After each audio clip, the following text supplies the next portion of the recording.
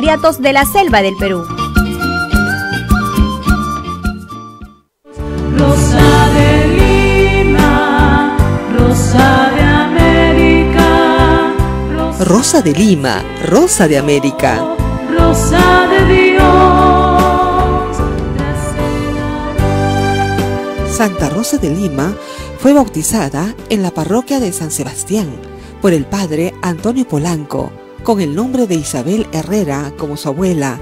El domingo 25 de mayo de 1586, domingo de Pentecostés, siendo sus padrinos don Hernández de Valdés y doña María Orozco, según consta en el libro de registros de bautizos de la parroquia de San Sebastián. Rosa de Lima, Rosa de América, Santa Rosa de Lima, primera flor de santidad de América. tras el aroma de tus...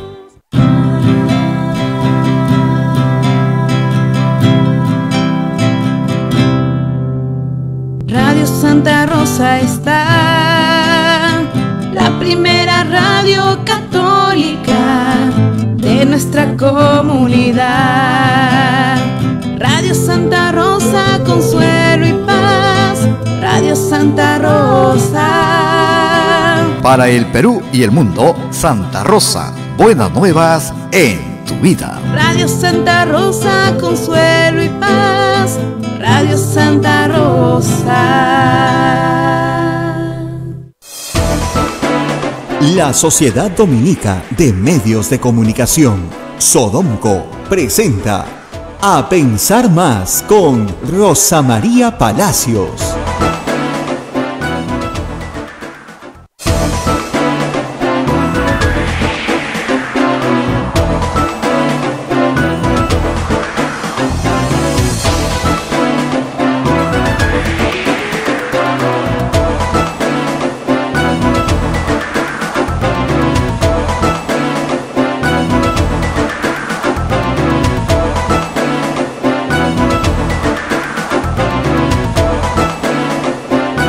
Muy buenos días, señoras y señores, bienvenidos a Pensar Más a través de las emisoras de la Sociedad Dominica de Medios de Comunicación. La Sociedad Dominica de Medios de Comunicación está integrada por Radio Santa Rosa en Lima, en la amplitud modulada y la frecuencia modulada 105.1 en el sur de Lima, 1500 en todo el país. Radio Santo Domingo en Chimbote, Radio San Martín en Arequipa, Radio Veritas en Cusco, Radio Cepago en Ucayali, Radio Quillabamba en la Convención, donde no solamente nos escuchan, sino también nos ven a través de su plataforma de Facebook. Usted entre a Radio Quillabamba en la plataforma y nos puede ver también toda esa zona. Radio Madre de Dios en Puerto Maldonado, que también nos ven por televisión. En otra red de radios se une a la red Sodomco, que es Radio Huánuco en Huánuco, Radio Voz, La Voz de Ayacucho en Ayacucho, Radio Pública y Radio La Decana en Puno, Radio San Valentín en Juliaca, Radio Moro en Ancash, Radio Cumbre en Huancayo, es la radio del arzobispado, Radio Milenio en Satipo, Radio Estación Solar en Abancay, Radio Oriente en Yurimaguas, Radio Los Ángeles en Cajamarca, Apomac Estéreo. AM Tagua nos pone en todo el país en podcast, y estamos en todo el mundo con AM Tagua, y también los aplicativos móviles, la página web de Radio Santa Rosa, www.radiosantarosa.com.pe. Bien, vamos a empezar esta semana. Ya estamos conectados con Rosa María Palacios para empezar a pensar más. Rosa María, muy buenos días. Muy buenos días, Abel. Muy buenos días a todos nuestros oyentes a nivel nacional y mundial, pues nos ve mucha gente fuera del Perú. Estamos aquí transmitiendo desde Lima, desde casa, y lo seguiremos haciendo hasta que la epidemia cese o la vacuna llegue. No sé qué va a suceder primero, Abel. Como están las cosas, parece que tal vez la epidemia sea controlada antes de que la vacuna llegue, y no porque hayamos hecho las cosas bien, sino más bien porque se han hecho muy mal. Las cifras han sido de nuevo discutidas todo el fin de semana, ustedes las han visto, son muy malas en todos los frentes, en el frente sanitario y en el frente económico. Las cosas no están bien para el Perú. En el contexto internacional, pues salimos muy mal parados, un mal manejo de la epidemia, donde se culpa, ¿no es cierto?, todo al ciudadano, se pone sobre sus hombros toda la responsabilidad. Cuando hay políticas públicas, de esas vamos a hablar hoy, hay políticas públicas que también están cargando sobre los ciudadanos la tragedia que estamos viviendo. Así que no es responsabilidad del ciudadano. Los medios de comunicación en eso tenemos una carga muy importante de haber contribuido a destruir la autoestima nacional, sino también es parte y es responsabilidad de quienes nos gobiernan. Así de claro, de quienes toman decisiones de políticas públicas en salud, de quienes administran recursos de todos los peruanos que tienen que estar al servicio de todos los peruanos. Cuando eso no se hace bien, cuando se toman malas decisiones, nos perjudican a todos. Hoy día vamos a hablar en unos instantes con Monseñor Barreto, luego vamos a estar con el congresista de Somos Perú, Guillermo Aliaga. Nuestra preocupación con Monseñor Barreto es que él en este programa nos anunció todo el esfuerzo que se estaba realizando en su diócesis con la empresa privada para que la sociedad pusiera aquello que el Estado no está poniendo, oxígeno. Bueno, la iniciativa enfrenta retos burocráticos que parecen que a estas alturas muy difíciles de superar. Ojalá que Monseñor Barreto nos dé esta mañana buenas noticias. La diócesis de Huancayo ha comprado, de Junín, ha comprado 2 plantas de oxígeno para Jauja y para Huancayo a la Universidad Católica en una tecnología propia desarrollada por ingenieros peruanos en la Universidad Católica que abarata el costo de producción del oxígeno y lo hace mucho más asequible. Estas plantas, que son desmontables, que se van a llevar al centro del país, van a proveer de oxígeno a los hospitales justamente del Estado, a los hospitales del MINSA, porque el MINSA no tiene provisión de oxígeno en esos hospitales. Y sin provisión de oxígeno completa, no hay forma de atender a los enfermos de COVID. El oxígeno es el bien esencial dentro de lo que se provee para un enfermo. Pues bien, todo marchaba bien hasta que la semana pasada nos hemos enterado por una información publicada por IDL Reporteros y luego también se han unido otras voces desde Oxapampa, nos llegó el mismo reclamo, que la dirección, voy a dar el nombre exacto, la Dirección de Equipamiento y Mantenimiento del MINSA, que dirige la directora ejecutiva Gloria Gutiérrez, ha creado, digo creado porque nadie la conocía, la semana pasada una ficha técnica que no tiene fecha, que dice que a partir de ahora cualquier planta de oxígeno tiene que tener filtros que no sean de aceite. Y esto de los filtros de aceite se ha convertido en toda una discusión técnica. Pero lo cierto es que la provisión de oxígeno en el Perú hoy es de plantas que tienen filtros de aceite. Las del Praxair tienen filtros de aceite. Las que están en los hospitales del Estado tienen filtros de aceite. A futuro se espera que la nueva tecnología no tenga filtros de aceite. Pero resulta que el prototipo de la Católica sí tiene un filtro de aceite. No representa peligro alguno para el ser humano. Hay un riesgo que el aceite se pueda mezclar en unas partículas con el oxígeno, pero tiene tantos filtrados luego que eso es imposible. ¿Por qué no se quiere que Huancayo tenga oxígeno? ¿Por qué se impide que se le provea a una población desesperada de un bien que necesita hoy, no dentro de 6 meses, no dentro de un año? Son muchas preguntas, esperemos que Monseñor Barreto nos las aclare ahora.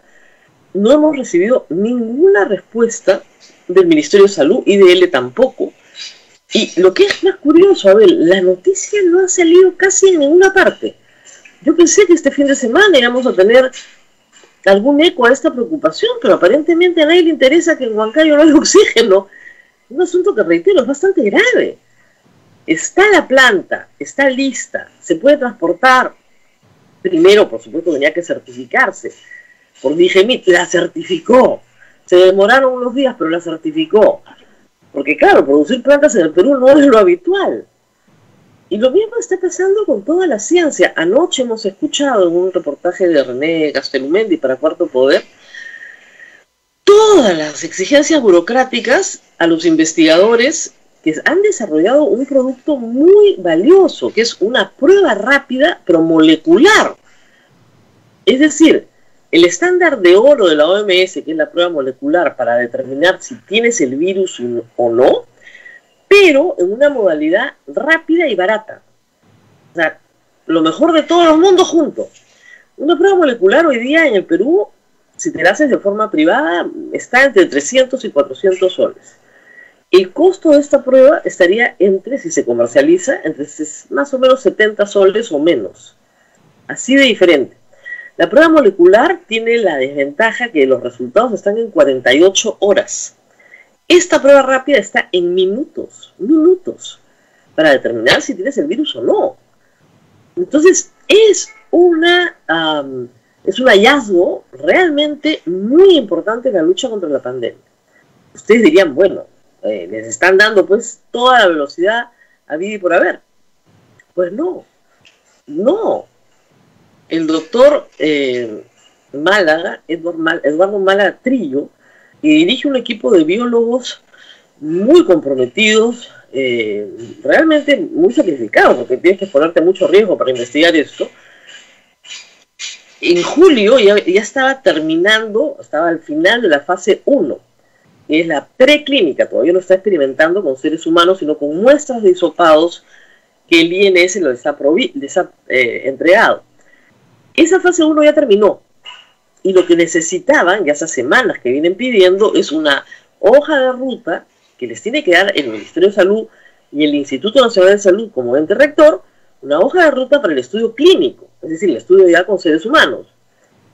Y luego todo eso se publica en una revista indexada con validación entre pares, se valida toda la metodología y eso finalmente se convierte en la prueba, porque además luego tienes que conseguir financiamiento que no tienen. Esto se está haciendo desde la Universidad Cayetano Heredia, ya se les acabó el financiamiento, y tienes que seguir con financiamiento privado y luego conseguir que te la fabriquen la prueba en el Perú.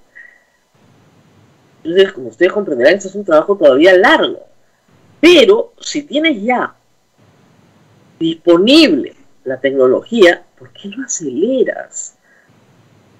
Claro, nombraron a la ministra, se cayó el gabinete cateriano, hablaron incluso con el Congreso, con la Comisión de Tecnología, con Ciencia y Tecnología del Congreso. Les ofrecieron una ley para declarar esto de interés nacional, para que no sirve de nada, porque es declarativo, pero por lo menos eso podría impresionar un poco a la administración pública y acelerar pues los trámites. Nada, hasta ahora nada. Anoche, en la madrugada, me parece, el doctor Málaga señaló que el viernes se han reunido con las autoridades del INS y creen que esta semana continuarán las reuniones, esperemos que se concreten en una hoja de ruta para que puedan sacar esta prueba, que se ha anunciado mucho en la prensa, que ha sido muy divulgada. Es como si el gobierno no tuviera apuro. No hay apuro para el oxígeno, no hay apuro por una prueba rápida molecular, no se comparte la data. Todos los científicos de datos son personas que se especializan en estadística, en matemática, hacen análisis de datos, los cuantitativos, los cualitativos, hay toda una pelea entre los científicos. Lo que están pidiendo es acceso a las bases de datos del sistema de salud, las bases más crudas, para poder desde ahí poder analizar los datos. No les dan acceso. Ya les dan acceso a datos ya agregados, ellos tienen los datos puros. Tampoco les dan acceso. Y finalmente había un debate este fin de semana, Abel, científico, pero importante, sobre la necesidad de aplicar pruebas moleculares masivas, aislar a las familias que tienen por lo menos una persona con la enfermedad, con el virus, y proveerlos de atención integral, comida y medicinas y atención médica durante 15 días. Hay algunos que señalan que eso ya a estas alturas no se puede. Y eso lo ha dicho el presidente del Consejo de Ministros anoche. Ha dicho, ya no se puede. Ya el virus está extendido de manera comunitaria y hacer rastreo de contactos ya no sirve. ¿Cuál? ¿Qué pasó con los millones de pruebas moleculares que estaba comprando la doctora Macetti? ¿Qué pasó con la atención primaria? O sea, yo ayer escribía que parece ser que la estrategia, te encierro, te doy un bono si es que te llega y te espero en el hospital que está saturado. Parece que esa es la estrategia y va a seguir siendo la estrategia cuando todos sabemos que ya fracasó. Lo que se ha dicho cientos de veces es, tú tienes que detener la velocidad del contagio.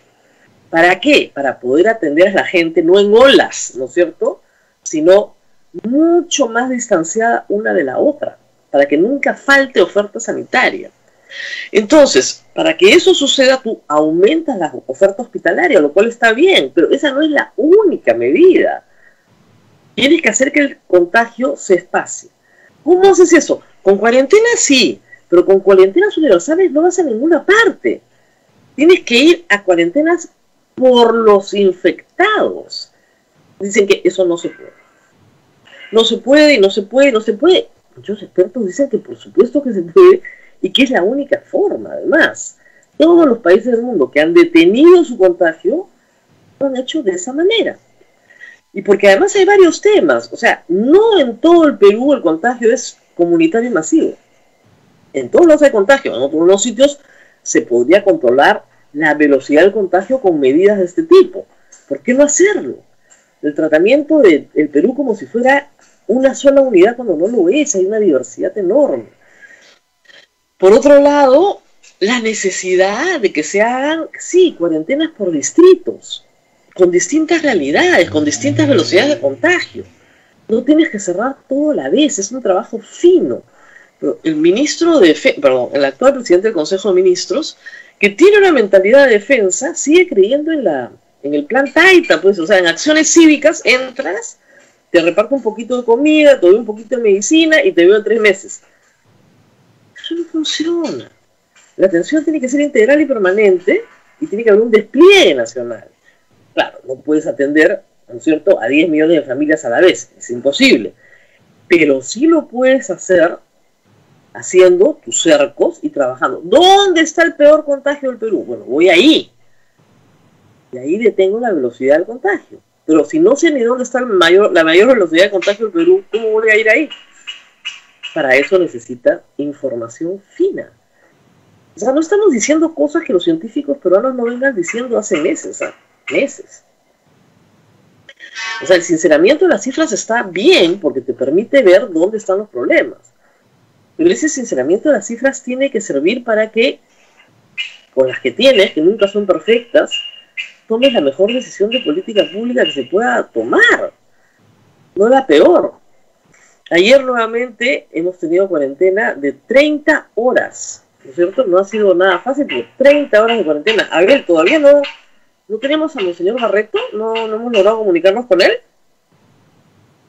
Todavía no, Rosa María, todavía no. Vamos a ver si nos comunicamos ahorita. Estamos llamando al congresista Guillermo Aliaga. Perfecto.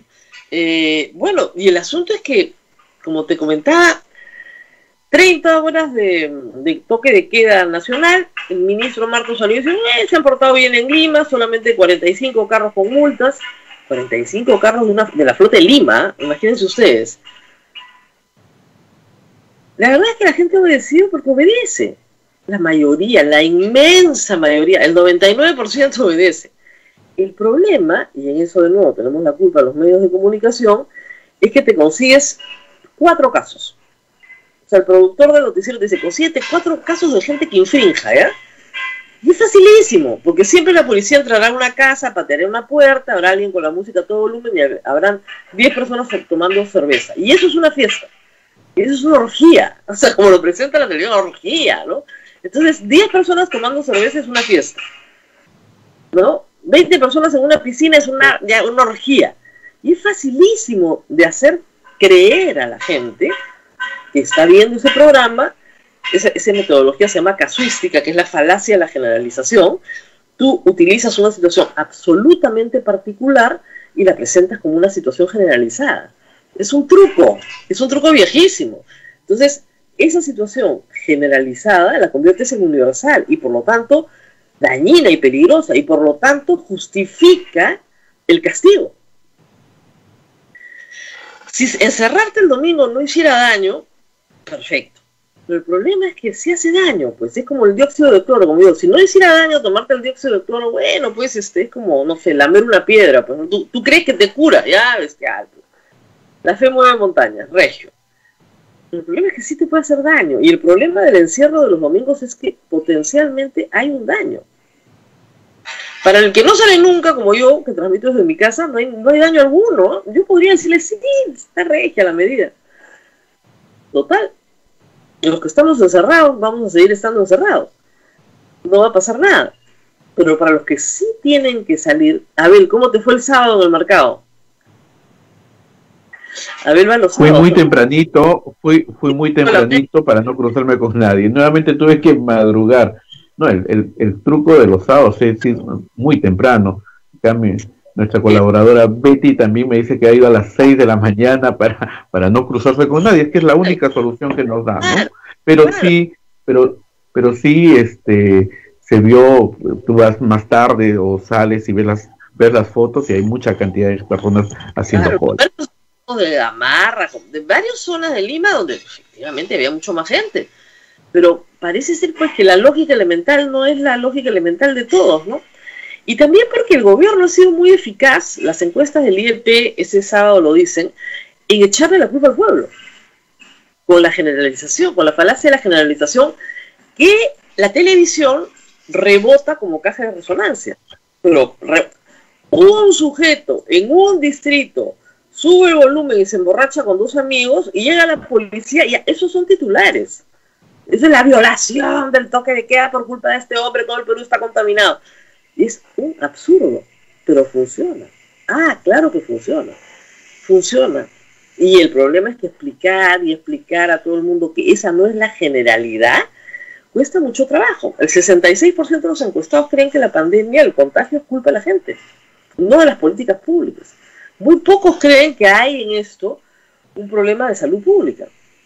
Creen que es un problema de conducta individual y no un problema de salud pública.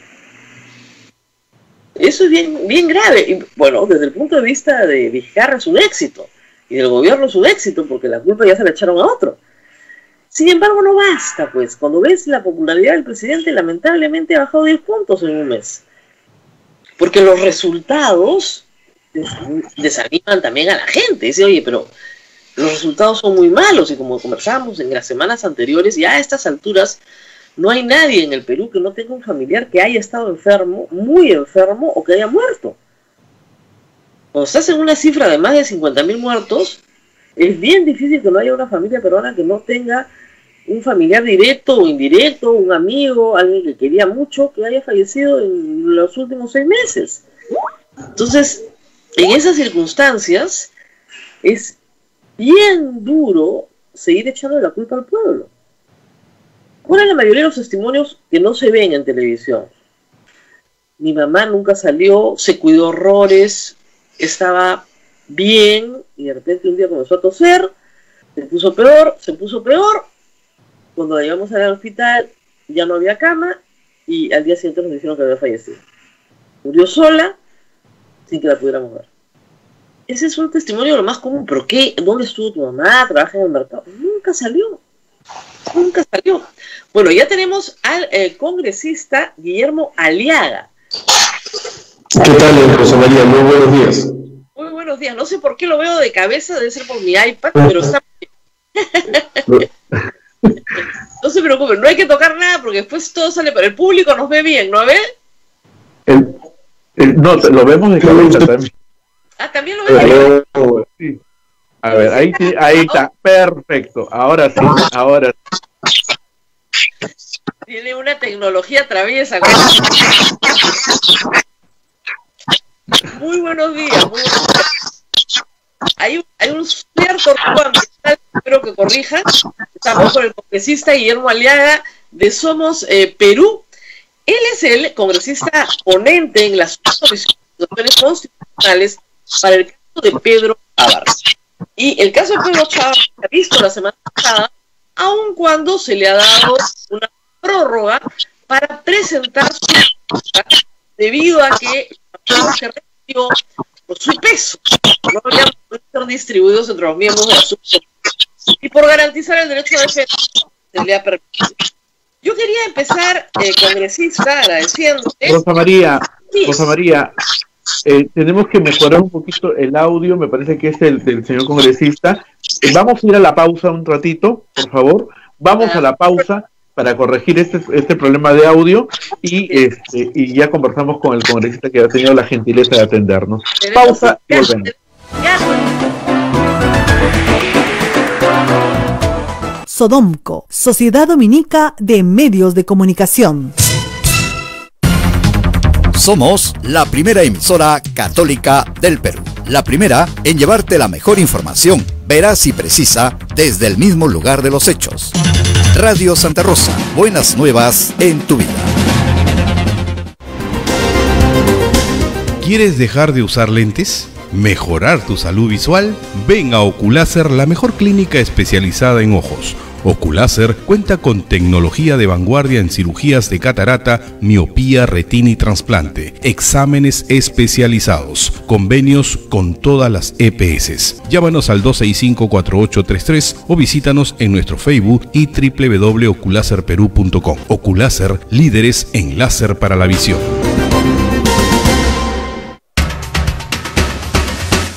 Consejos de alimentación saludable frente al COVID-19.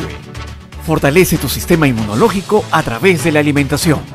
Incorpora alimentos ricos en vitaminas, proteínas y hierro, en vez de comprar únicamente pastas y arroz. La Organización de las Naciones Unidas para la Alimentación y la Agricultura recomienda sumar frutas, verduras y legumbres en las comidas. Somos lo que comemos. Santa Rosa, buenas nuevas en tu vida. Sodomco, Sociedad Dominica de Medios de Comunicación.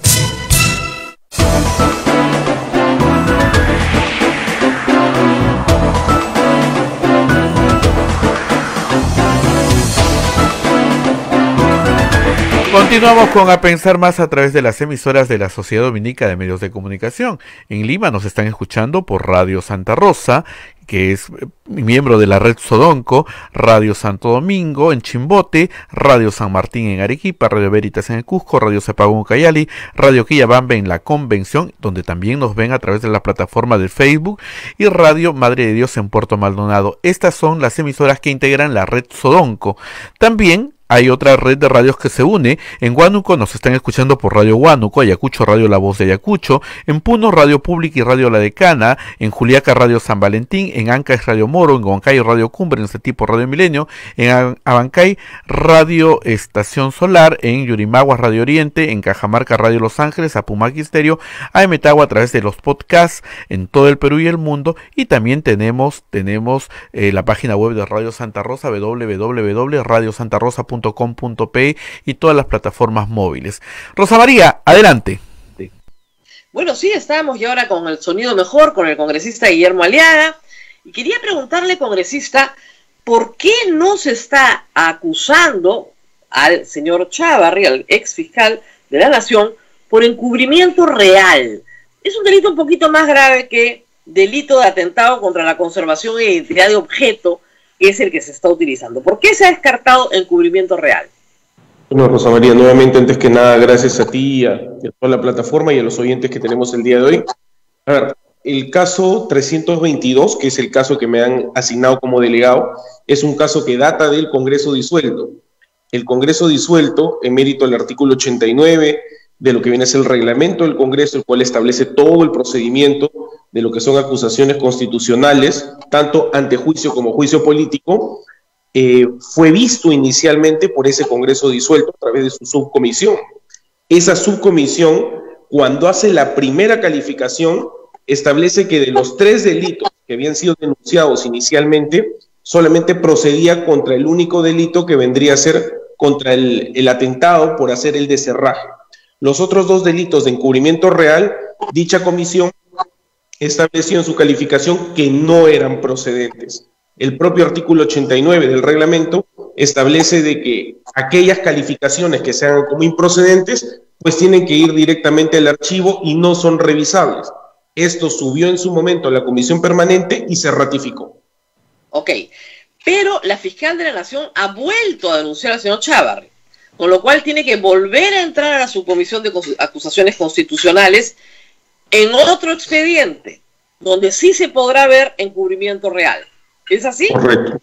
Correcto, Ok. no solamente la fiscal de la Nación, sino también hay un grupo, entiendo, de congresistas, 14 de Acción Popular, que también han presentado en el mismo tenor. Claro, porque esta ratificación del archivamiento dejaba muy mal la Acción Popular.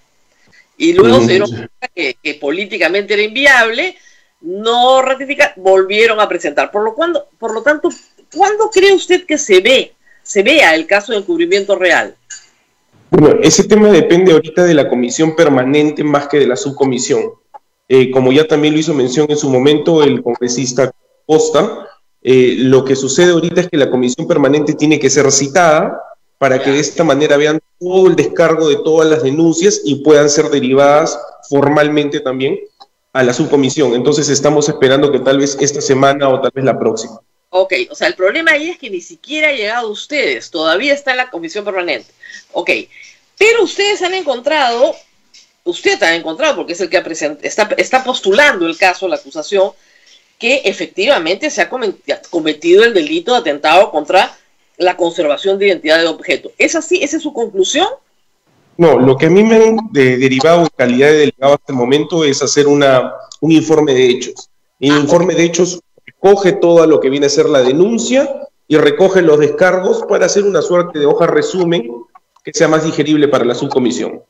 Ok, recién estamos en esa etapa, entonces usted tiene que escuchar al señor Chávarri para poder concluir su informe. Ok, y eso fue lo que se frustró el día viernes. Correcto. ¿Qué le pasó al señor Chávarri? Dice que sus archivos eran muy pesados.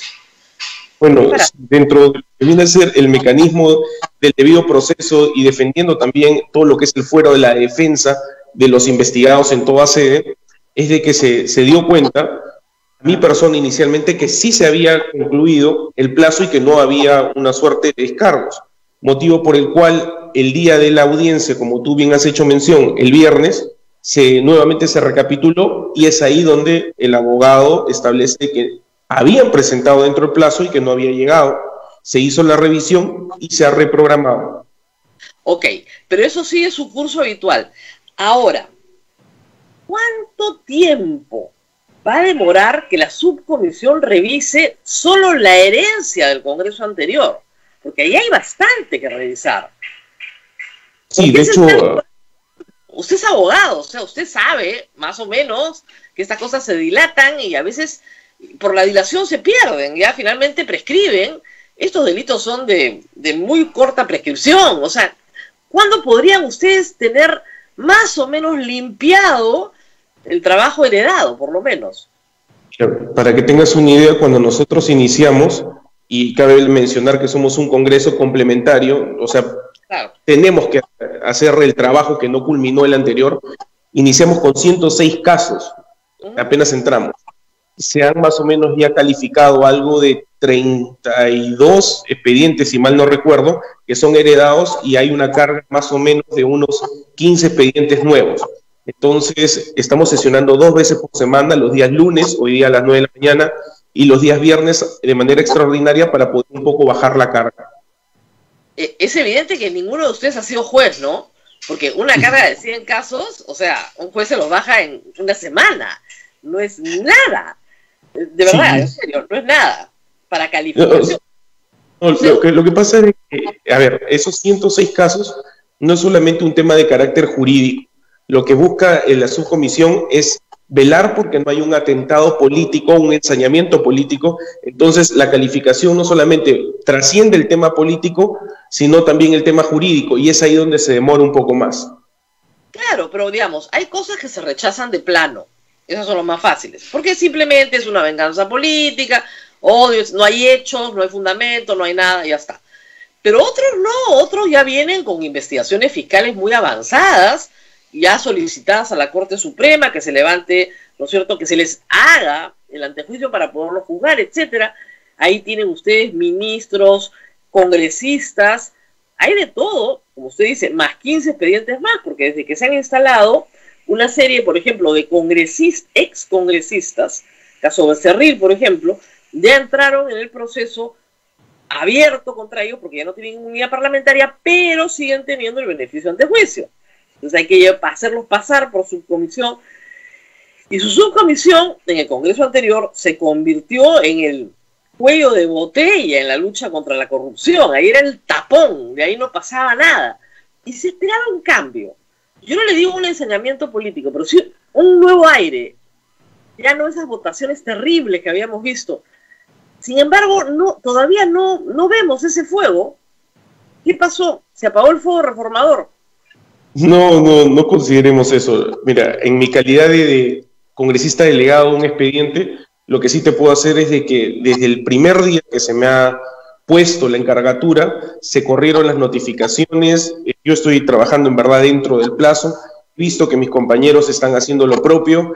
Ahora, hay una gran diferencia entre este Congreso y el anterior, y es que al estar más atomizado también el voto, no existen mayorías que puedan predominar en algún tipo de votación u orientación de la misma, ¿no? Entonces, hoy en día, bueno, estamos esperando de que se puedan presentar, por ejemplo, en el caso concreto que se me ha asignado, lo que viene a ser los descargos para proceder nuevamente a reanudar lo que fue la audiencia frustrada. ¿Cuántos son ustedes en la comisión? Somos 19 miembros. Ah, pero sí es facilísimo. Yo pensé que me iba a decir 5. Si son 19 miembros y son 100 expedientes, con que le asignen 5 a cada uno, la mayoría son abogados o tienen asesores abogados.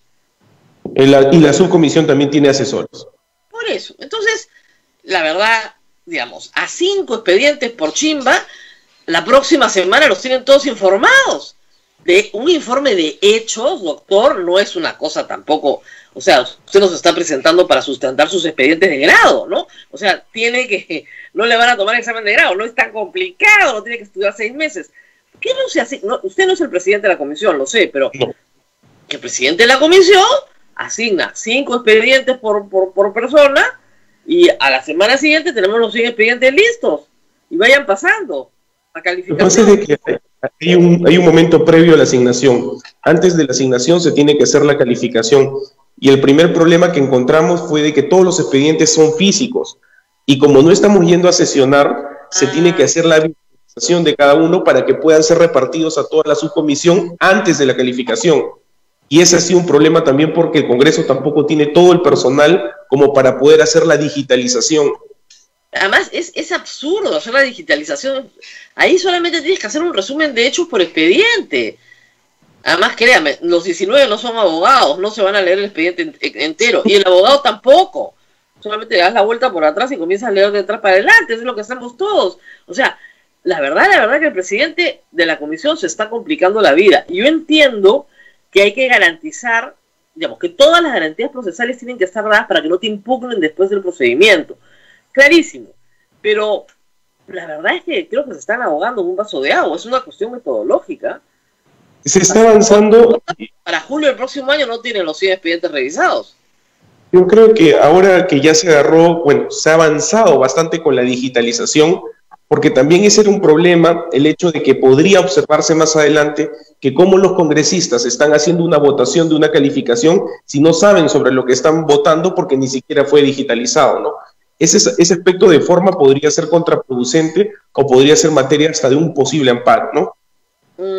Yo creo que pones un repositorio para los interesados, cada uno lee y mandas un resumen de hechos de cada cosa. Y ya está. Mucho más fácil. Pero si no, es que de verdad, el señor Chávarri va a salir por prescripción. No, ese expediente ya, digamos, se encuentra encausado, se está respetando nuevamente el derecho del denunciado y estamos esperando sus descargos formales para conseguir continuar con el plazo. Lo que pasa es que el señor Chávarri tiene otras vías, ¿no? En la vía administrativa está suspendido y probablemente esa suspensión termine con una destitución en la vía administrativa. Entonces, ya no es la discusión de lo administrativo, sino lo penal. Lo penal, que es lo que les corresponde a ustedes, o sea, es otra calificación. Pero incluso tienen calificación de expedientes contra sus propios colegas parlamentarios, lo cual es muy complicado. El señor Alarcón, por ejemplo, no sé si le ha tocado a usted, pero también está acusado constitucionalmente, o como excontralor, en esa misma comisión. Y ese expediente está dormidito, creo, ¿no? No, de hecho, se está avanzando por un tema de prelación, como tú bien hacías mención, se está descargando los más antiguos, porque digamos, también son los primeros pasibles de que haya una prescripción. los expedientes nuevos, por así decirlo, están siendo sometidos a calificaciones los días viernes. Entonces, de acuerdo al cronograma de trabajo que ya estableció el propio presidente de la subcomisión, esperemos de que también sea visto en las siguientes semanas. Además, usted sabe que ustedes son el primer peldaño. O sea, ni siquiera, o sea, si el primer peldaño tiene todos estos problemas, imagínense ustedes, porque luego hay que ir a la comisión permanente, luego hay que ir al pleno, luego hay que ir al sistema de justicia. Entonces, para que ustedes logren que una causa llegue al pleno es la vida eterna. Y eso, congresista, le da mala imagen al Congreso. O sea, yo entiendo la protección política, la entiendo porque la política es muy sucia y la gente se acusa de tonterías para, evidentemente, amenazar a los enemigos. Pero al final también hay un manto de impunidad, ¿no? Las causas prescriben, no llegan nunca al sistema de justicia. Hay un manto de impunidad. Lo que yo te puedo comentar es que ciertamente en algún momento se ha podido apreciar eso. El trabajo que se está haciendo en la subcomisión, lo que sí te puedo dar fe, es bastante probo, respetando, sí, porque, por ejemplo, digamos, el día viernes pasado, en aras de poder avanzar, se pudo haber cometido algún tipo de flagrancia a los derechos fundamentales, ¿no? Entonces, se está tratando de guardar ese tema. Hemos visto bastantes casos también que son en su gran mayoría presentados por personas X que no tienen ningún tipo de vinculación directa con la denuncia y que han tenido que ser causadas a un archivo, ¿no? Sí te puedo decir de que por lo menos desde la bancada de Somos Perú, que somos 2 congresistas que estamos ahí abocados a nuestras causas, quien te hable, la congresista Felicita Tocto, no tenemos ningún tipo de ánimo de poder retrasar el trabajo. Las otras bancadas también he visto, pero no te puedo dar fe de que estén haciendo lo propio. Queremos avanzar y poder dar resultados. Congresista, usted es joven y nuevo, de los más jóvenes en el Congreso.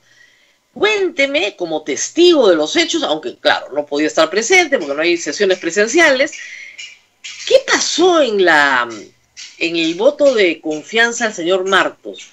¿Qué les dieron?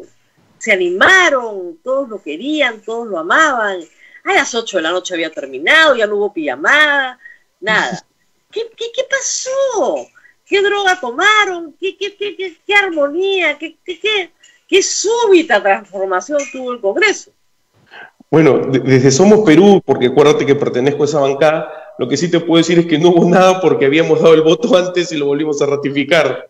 Hay que decir una cosa, y déjeme decírsela porque no lo digo normalmente. Si uno analiza la conducta de Somos Perú hasta ahora, creo que ustedes llegan con mucha ganancia a las elecciones del próximo año, porque no están participando en los proyectos más polémicos, o sea, no quieren perforar el sistema de pensiones, no quieren que varias cosas que hoy día en el comercio hay una lista de 5 proyectos polémicos, y ustedes están al margen de eso. Bien jugado, con Fuerza Popular y con el Partido Morado, incluso con Frente Amplio, acá, diciendo nosotros en el populismo no entramos, y se lo dejan a UPP, a Podemos, a Acción Popular y a APP, que son contrincantes el próximo año. ¿Por qué han tomado esta decisión? Están trabajando un perfil político diferente y ustedes no tienen candidato presidencial, lo cual los hace más interesantes.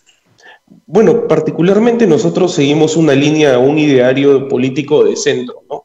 Entonces, trabajamos usualmente con nuestros asesores y los 11 congresistas que somos, siempre de una manera articulada. Siempre hay debate, no te voy a mentir, pero nosotros desde el primer momento que decidimos ir como bancada, hemos tomado la decisión de hacer un voto unificado. Es decir, el primer espacio que tenemos de bancada es democrático, no te voy a mentir, a veces nos sacamos hasta los dientes, pero siempre llevamos una postura única y es sobre la base de la democracia. Entonces, en ese ámbito es que en nuestras decisiones, muchas veces, como tú has hecho mención, ha primado el tema de seguir nuestro ideario y por eso que en algunos proyectos impulsamos y también tenemos una agenda propia, ¿no?, de descentralización, básicamente.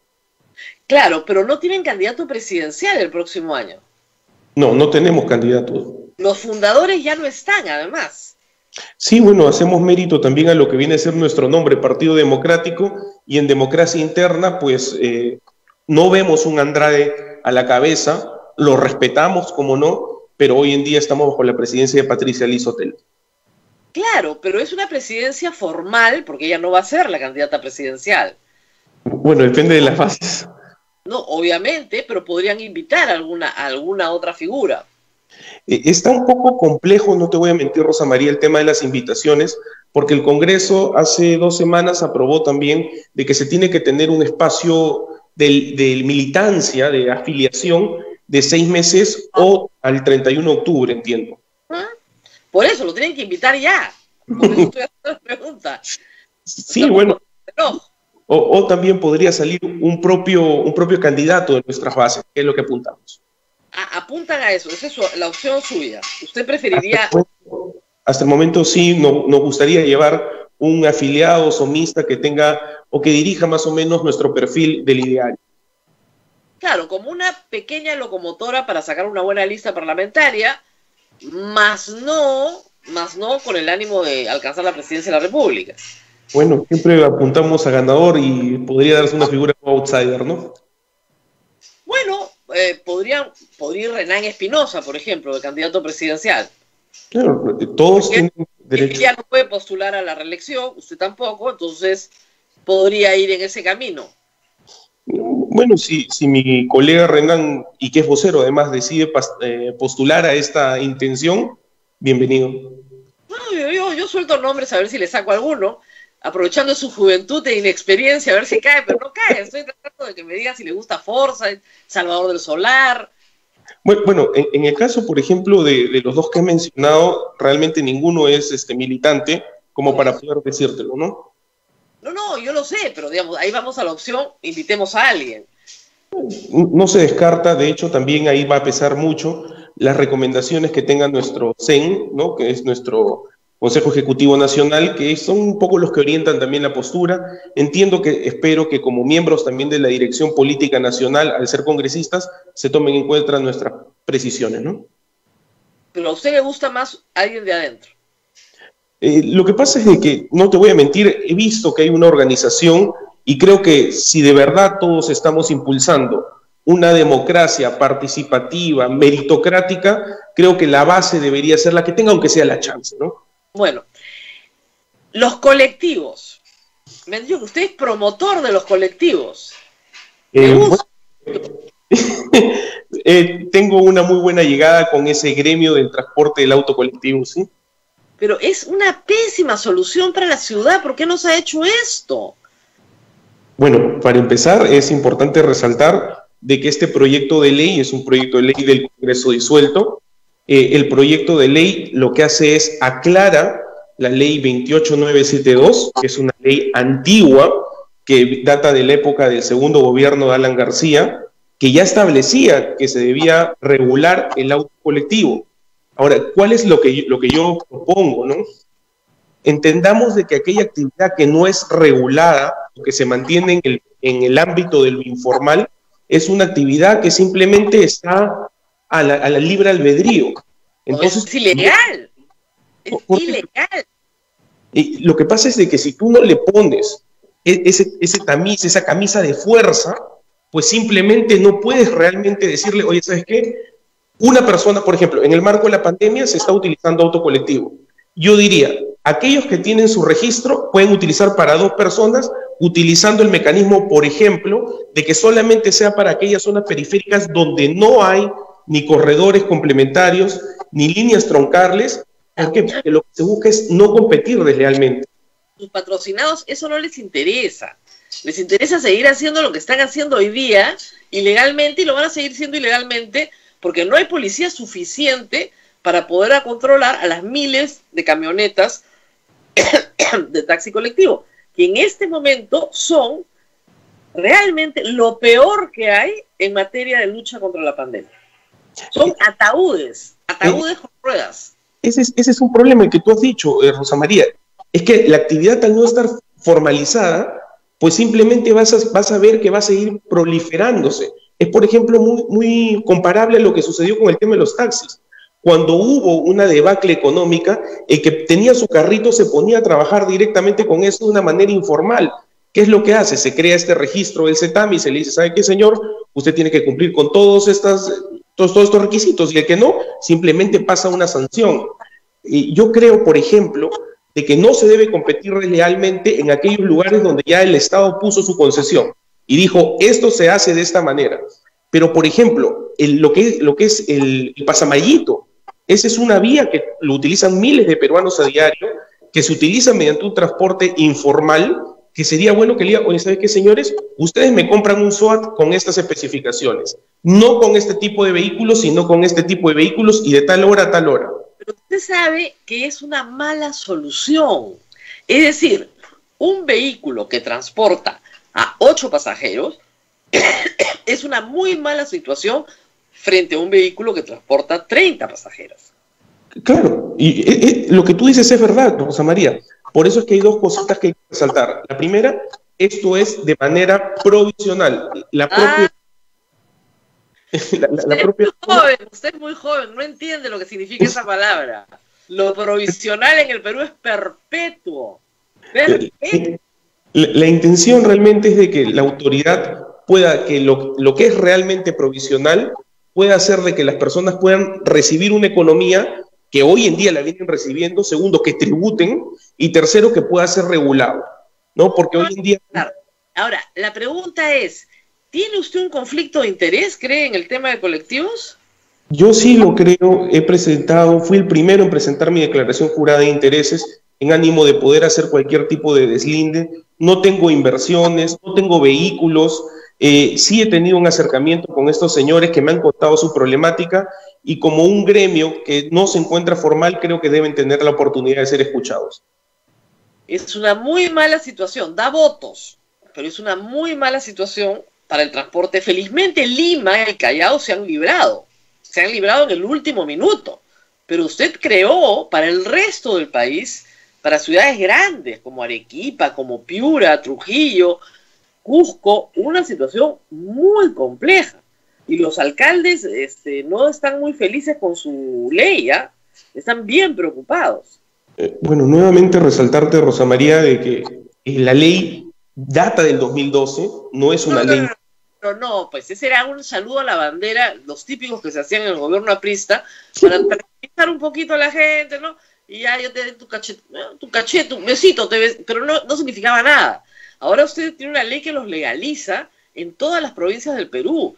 Y usted es de Somos Perú, un partido municipalista que tiene una tradición municipal de ordenamiento de las ciudades.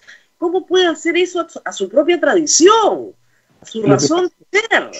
Lo que pasa, Rosa María, es que nuevamente, por lo mismo que conocemos el interior del país, y a Dios gracias he tenido la suerte de viajar bastante, he visto que en el interior del país la gente no tiene esas unidades grandes que podemos ver acá en Lima metropolitana, y que la realidad les hace irse, inclusive en la parte atrás de una furgoneta, 3 o 4 personas. ¿Por qué? Porque no está regularizado. Y algunas actividades que no están regularizadas, pues se prestan muchas veces a actos de corrupción. Entonces, lo que tenemos que hacer es poner un marco fuerte y poder de esta manera identificar a quienes no cumplen con las leyes y los requisitos, para simplemente poder... No hay nada más peligroso para la seguridad de una persona que un taxi colectivo, ¿ah? O sea, es peor, o sea, si es por seguridad es muchísimo peor. Tú te subes, se suben 5 y te atracan adentro. Y de eso ha habido bastante. Ese es el problema, Rosa María, como tú bien haces mención. La gente está saliendo. Esta clase de servicio propicia eso. Yo te entiendo, y lo que pasa es de que nosotros hemos visto que el ánimo represivo que ha tenido el Estado contra ese tipo de actividades, lo único que ha hecho es proliferar todo lo que viene a ser el trabajo bajo la sombra. Y ahora que se ha caído más la economía, Dios no quiera que mucha gente que tenga su vehículo va a comenzar a trabajar en estas actividades, porque va a ser el único tema de sustento. Van a proliferar todo lo que son autos colectivos, taxis informales. No crea, porque le digo, en este momento no hay mucha demanda, porque tienes a un sector del país sin salir de su casa. A todos los menores de 14 años, a todos los mayores de 65 años y a todos los que hacen teletrabajo. Eso achica mucho la demanda de viajes y no se va a poder proliferar la demanda de taxi colectivo. Además, nadie se quiere subir un ataúd, ¿no? Es cierto, ¿no? Pero una vez de que la economía se reactive, según lo que hemos podido hablar ya con la ministra de Economía, y la gente empieza a salir una vez de que salgan ya las vacunas, pues la gente va a comenzar a salir en grandes masas, y ahí tendremos que ver nuevamente aquellas personas que estamos especulando, que son más de 4 millones de peruanos que se han quedado sin trabajo, ¿en qué van a trabajar? En actividades que no están reguladas, ¿no? Para cuando nos vacunen. usted ya no va a ser congresista. O sea, de verdad, eso no, para como viene la cosa, mejor es quedarse metido en la casa, no salir bajo ninguna consideración.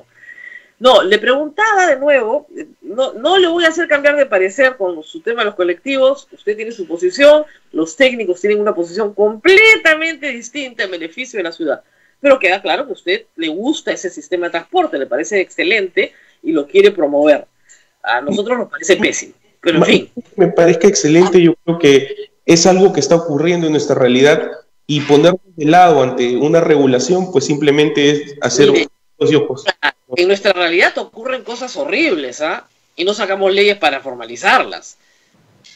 Yo entiendo, lo que pasa es de que en este momento estamos hablando de que, como tú también bien sabes, como abogado, un vehículo es un instrumento que puede ser muy peligroso y que puede traer responsabilidades objetivas. El hecho de no regular el uso de algunos bienes que pueden ser peligrosos puede ser contraproducente. Es mejor saber dónde están, a qué hora van a estar, para simplemente poder llevar una regulación. Eso es lo que considero pertinente. Muy bien. Abel, teníamos otro invitado, pero no sé si está llegando o no. Rosa María, sí, vamos a... Después de la entrevista viene, sí, vamos a hacer una pausa. Muy bien, vamos a hacer una pausa. Al congresista Guillermo Aliaga, espero algún día conocerlo personalmente. Rosa María, le hacen una pregunta al congresista, dice, ¿por qué volvió la semana de representación? Sí, qué horror, ya. A ver, cuéntenos, por favor, congresista. Claro, cómo no. De hecho, la solicitud ha sido hecha por bastantes congresistas, todos ellos en su gran mayoría que se encuentran en el interior del país. ¿Por qué? Porque el Congreso no ha estado sesionando físicamente, ha estado sesionando de manera virtual, y tenemos congresistas que se encuentran en sus regiones, que están haciendo sus actividades de representación y a su vez tienen que estar conectados al internet, a la plataforma para poder sesionar.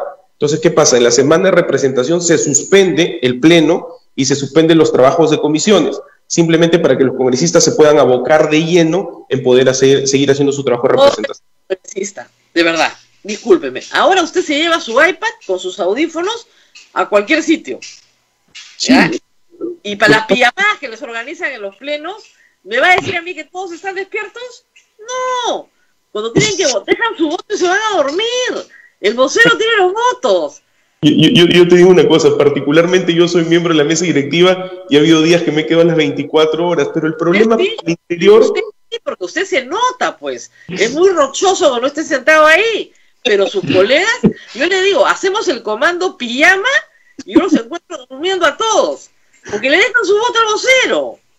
Lo que pasa es de que en el tema de las comisiones y los plenos, muchos congresistas se han quejado de que no tienen acceso a internet a las partes más altas también donde están llegando, ¿no? Aquellos pueblitos pequeños donde no hay, ellos se han quejado con justa razón. La invitación social es obligatoria, también para los congresistas. Además, mire, lamentablemente, esto de la semana de representación tiene que parar antes que se les dé un curso de capacitación a los congresistas, porque las cosas que ofrecen son terribles. Ayer hemos visto el caso, pobrecitos, de repente no es por mala voluntad, ¿no? El caso de congresistas haciendo cobradores de deudas privadas. Y están convencidos que están haciendo el bien. Todos contra el salud, ¿no? No le pagan al proveedor tal, no le pagan al proveedor cual. Yo miraba y decía, bueno, ahí tienen. Cada vez que yo les explico a la gente que eso no se puede hacer, te dicen, ¿pero por qué? Entonces, ¿qué cosa vamos a hacer? Tenemos que representar. Y representar para el congresista peruano es gestión de intereses particulares. Es un escándalo. Eso es ilegal, falta de ética, tráfico de influencias, todo mal.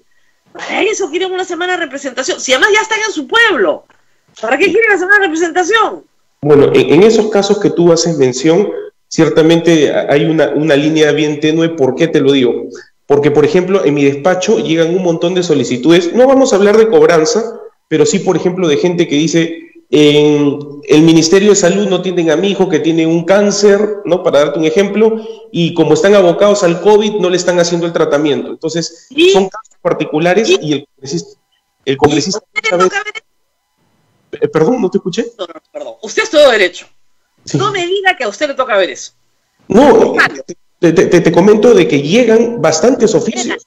usted le contesta a la señora, lamentablemente se ha equivocado, yo no soy la persona que le va a conseguir el tratamiento. Lo siento muchísimo.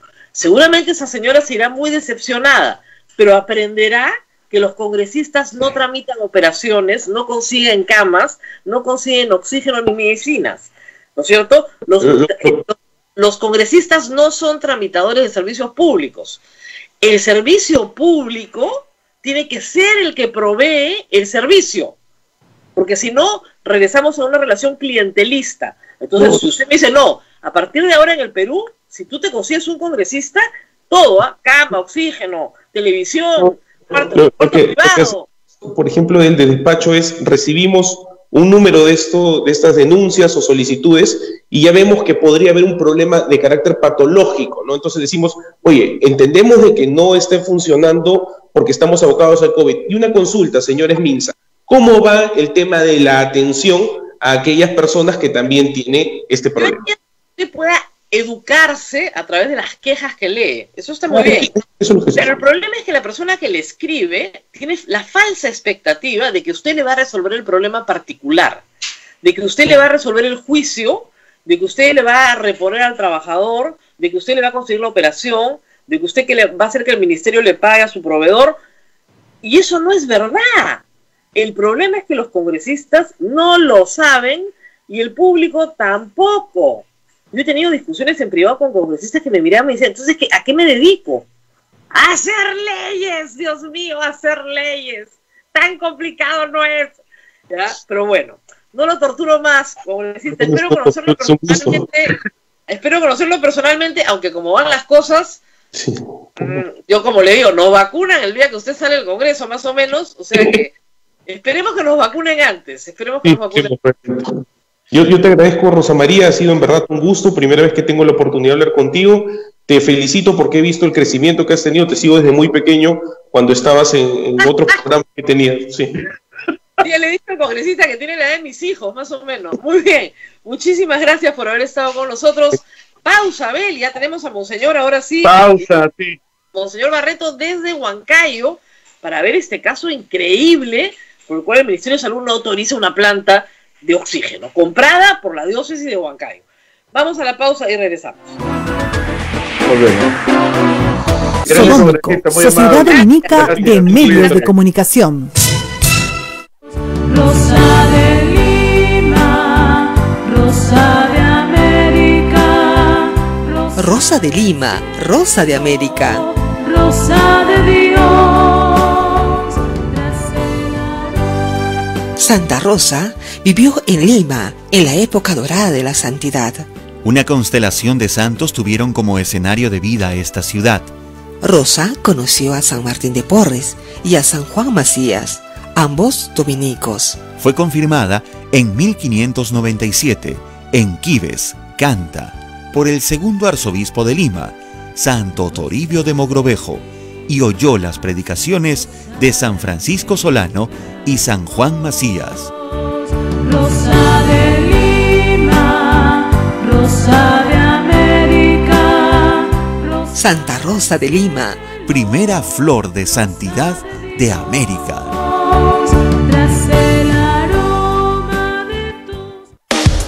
Santa Rosa, buenas nuevas en tu vida. Sodómico, Sociedad Dominica de Medios de Comunicación.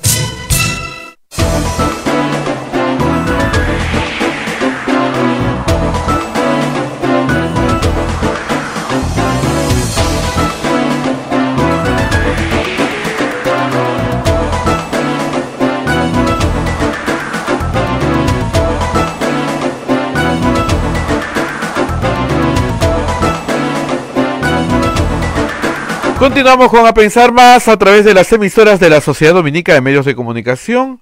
Adelante, Rosa María, te escuchamos. Monseñor Barreto, porque la verdad es que tenemos una buena noticia que compartir con ustedes. En estos días tristes no compartimos muchas buenas noticias, pero ya llega el oxígeno para Huancayo y para Jauja. La DIGEMIT y sobre todo la Dirección de Equipamiento y Mantenimiento del MINSA, dirigida por la directora ejecutiva Gloria Gutiérrez, el sábado, me acaban de informar, ha dado permiso para que llegue la planta. Monseñor, muy buenas noticias entonces, por fin. Así es. No, yo quiero agradecer a la doctora Massetti por sus buenos oficios y también al premier Walter Martos, porque desde el viernes al sábado se ha arreglado lo que parecía ya un largo camino, un vía crucis, porque estábamos desesperados, porque la gente se sigue muriendo. Pero cuando hay voluntad política y hay un diálogo transparente, respetuoso, los efectos se dan de inmediato. ¿Por qué? Porque la DIGEMIT, con la doctora Carmen Ponce, que es su directora, hablando con ella, pues ha agilizado muchas cosas. Y creo que esto ha sido muy, muy importante. Lo otro de la Dirección de Operaciones, también se dieron cuenta que fue un grave error que en plena pandemia limitaran esto. Pero bueno, ya se dieron cuenta y... Pero, monseñor, usted es un hombre muy amable. Se dieron cuenta cuando IDL saca un reportaje, cuando yo comienzo a hacer un escándalo en este programa. En Oxapampa, desesperados, nos escribían porque ellos también le habían comprado una planta a la Católica. Entonces, no son las únicas plantas, quieren hacerlas en todo el Perú. Y claro, parroquias, diócesis en todo el Perú han hecho un esfuerzo enorme por comprar sus plantas y de repente les dicen que sus plantas no sirven. Yo me imagino que el viernes usted estaba ya hecho una noche. Así es, ya así es. Ya a todo el santoral había que pedirle milagro, pues, señor. Se nos acaban los tantos. Y no llegan. Sí, es verdad. Pero, como ven, se allana el camino. Creo que tenemos que aprender a un diálogo respetuoso desde la verdad, porque tenemos que ayudar a las autoridades, porque a veces las autoridades más altas pueden tomar decisiones, pero los estamentos más intermedios retrasan, impiden, que era desesperante, porque la autoridad de salud en este momento de pandemia, según el artículo 82 de la Ley General de Salud, acredita que ellos tienen que tomar decisiones. Entonces, yo creo que no hay que mirar hacia atrás. El Poder Judicial vea los organismos de control, pero en este momento podemos decir que el día jueves están llegando a Jauja la planta de oxígeno para el Hospital Ola Begoya y para el Hospital Carrión de Huancayo. Lo importante es también, Rosa María, es una aparente contradicción, podríamos decir. La sociedad civil ha recolectado 1.500.000 soles en menos de 20 días. Comenzamos el 22 de julio. Hemos pagado el costo de la planta y entre las dos plantas tenemos que pagar cerca de 250.000 soles en IGB. En IGB. Es decir, la sociedad civil compra las plantas y por otro lado, y se los dona al Estado, y es el Estado que recibe el IGB. Así es. Ahora, yo creo que aquí esto es normal, yo diría no hay una queja, pero yo creo que nos falta, después de 5 meses de estar aquí en este confinamiento, una agilidad, es decir, en la SUNAT, en los organismos del Estado, porque lógicamente yo voy a tener que decir en público cuando lleguen las plantas cuánto ha costado, claro. Cuánto se ha pagado en IGB y el total ha sido tanto. Claro, porque, monseñor, tal vez la gente no lo sepa, pero hay la obligación de rendir cuentas. O sea, a usted le han hecho un encargo y usted tiene que rendir cuentas del encargo. Entonces, tiene que explicarle a la gente en qué se ha ido la plata. Lo cual es absurdo, porque la gente dirá, ¿por qué estamos pagando IGB por una donación al mismo Estado? De algo que debe haber provisto él mismo. Pero claro, si nos ponemos a discutir, el oxígeno no llega. Y acá lo importante es que primero la gente recibe el oxígeno. Eso es lo importante. Así es. Ahora, con estas dos plantas, monseñor, ¿usted cree que se cubre la necesidad? No, en absoluto. Esto es como los 5 panes y 2 peces de la multiplicación de los panes. ¿Qué son 5 panes y 2 peces para una multitud? Somos conscientes de eso. porque la planta que va al Carrión produce 50 balones de oxígeno diario de 10 metros cúbicos. Claro, y otra buena noticia, Rosa María, es que en este momento en La Oroya ya están presentes o están llegando 2 ingenieros de la Pontificia Universidad Católica para hacer, después de 5 meses de lucha, una auditoría técnica a las 2 plantas de La Oroya. ¿Ya? Este es también motivo de esperanza. ¿Por qué? Porque el premier Martos, el día viernes que yo le comuniqué, él se informó, convocó a la ministra Massetti, ya en ambos han conseguido que la empresa Prax Air abra sus puertas de las plantas para que 2 expertos en oxígeno visiten esta mañana y tal vez mañana todo el día en la auditoría técnica. Lo que ha dicho Praxair, sus representantes, es que ellos no tienen ningún problema con que se usen las plantas, pero el problema es que lo que ustedes quieren demora 6 meses a 1 año y hay que importar piezas que no existen en el Perú. Mentira. Ellos no le han dicho que usted es un hombre bueno, que tiene voluntad, pero que no tienen de dónde sacar ese costo. Los técnicos que están visitando ahora verán recién la verdad. ¿Ya?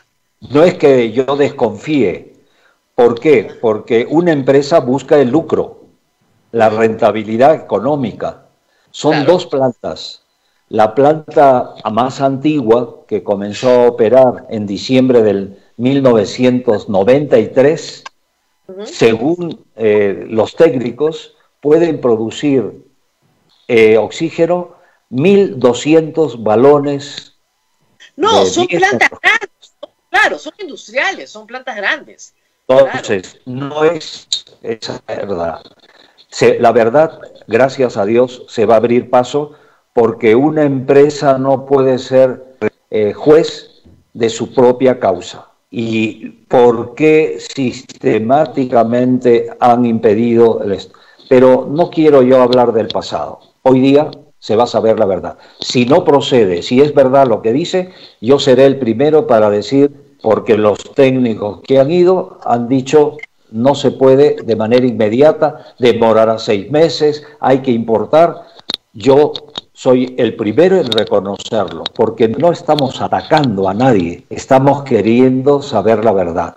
Pero si se puede operar en un corto tiempo, como se espera, en 1 mes, y producir oxígeno medicinal, ya el Poder Judicial verá y la Fiscalía qué debe hacer. Pero nosotros damos gracias a Dios porque ciertamente el oxígeno medicinal es urgente cada día más. Monseñor, ¿se ha hecho un inventario ya en la conferencia episcopal de cuántas plantas de oxígeno se han logrado a nivel nacional? No tengo yo ese dato, pero estamos en eso.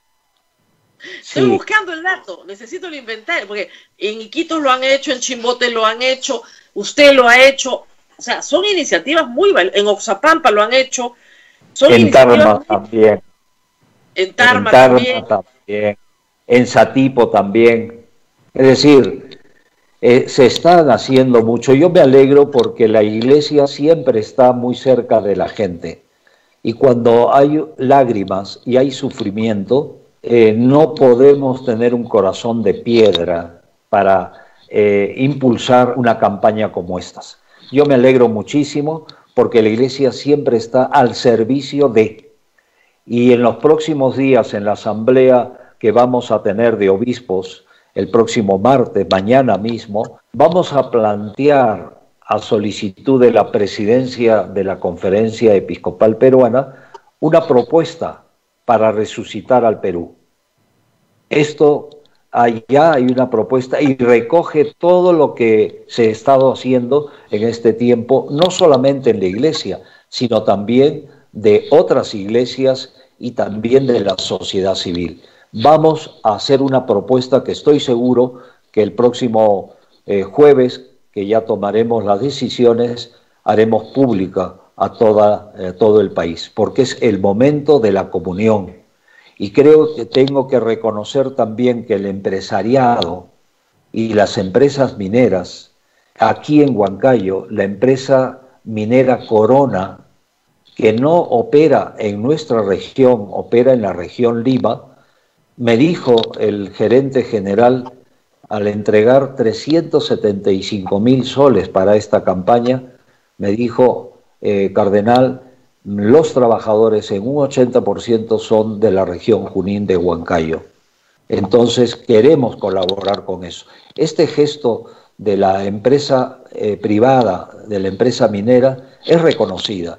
Y por tanto yo creo que es el momento de la conjunción de esfuerzos del empresariado, de los profesionales, de las universidades, de las iglesias, para buscar juntos el bien de todos nuestros hermanos.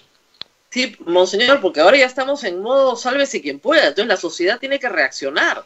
La sociedad, porque del Estado, la verdad, yo me alegro mucho de las buenas noticias de este sábado, pero yo ya estaba perdiendo las esperanzas. Le digo, usted tiene más fe que yo, su fe mueve montañas, la mía es más chiquita. Entonces yo ya había resignado a que esto venía mal, y venía mal porque lo he visto venir mal tantas veces, pero qué bueno que se haya conmovido a la gente que se tenía que conmover, porque esto de sacar una ficha técnica con un filtro de aceite y toda esta historia, la verdad que era un disparate completo.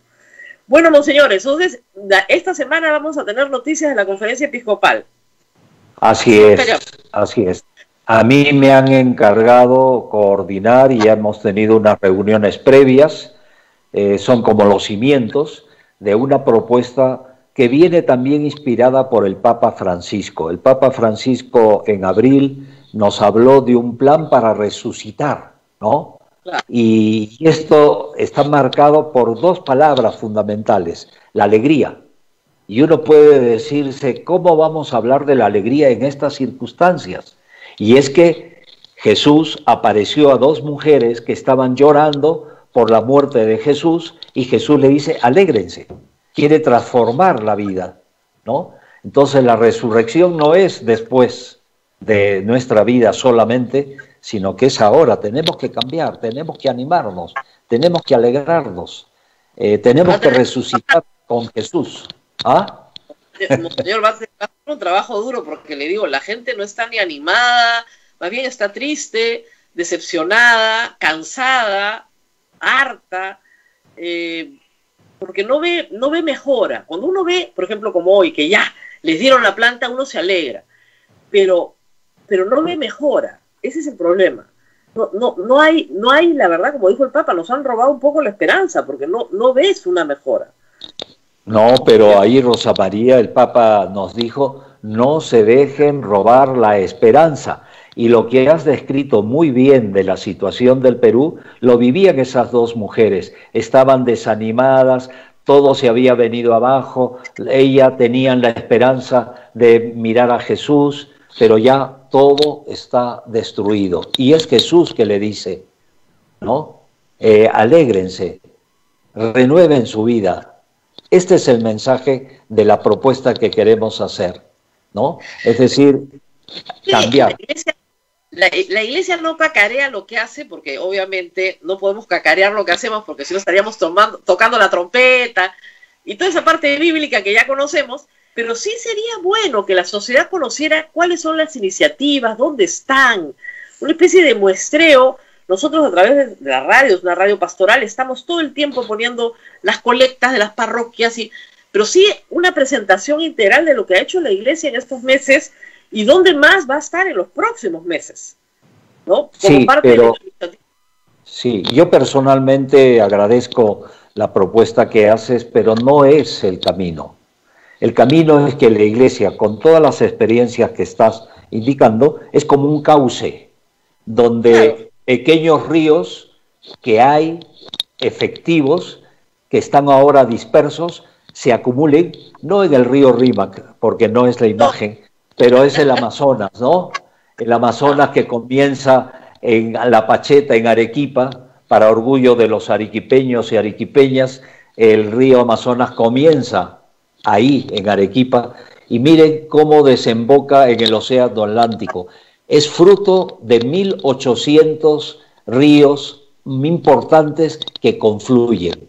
Esto es lo que queremos hacer con la propuesta. No queremos que la Iglesia Católica sea la abanderada, ni mucho menos, pero ser cauce de todo aquello que hay de bondad, de bueno que hay en el Perú.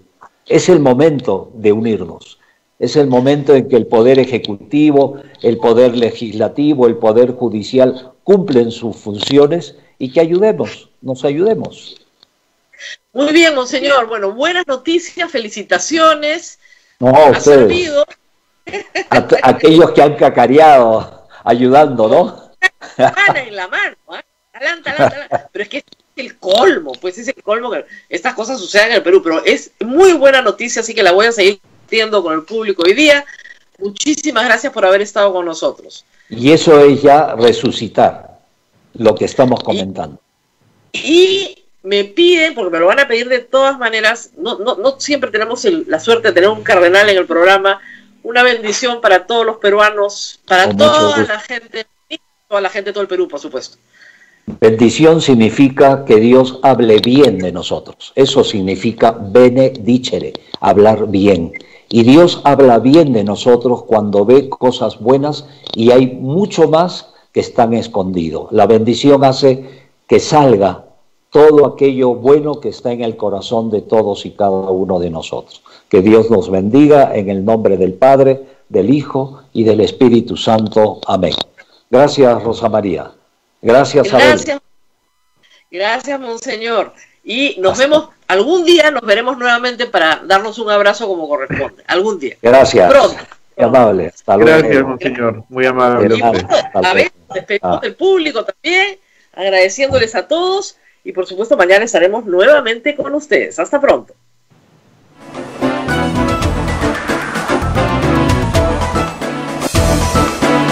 Hasta aquí, A Pensar Más con Rosa María Palacios. Este programa fue producido por la Sociedad Dominica de Medios de Comunicación, Sodomco.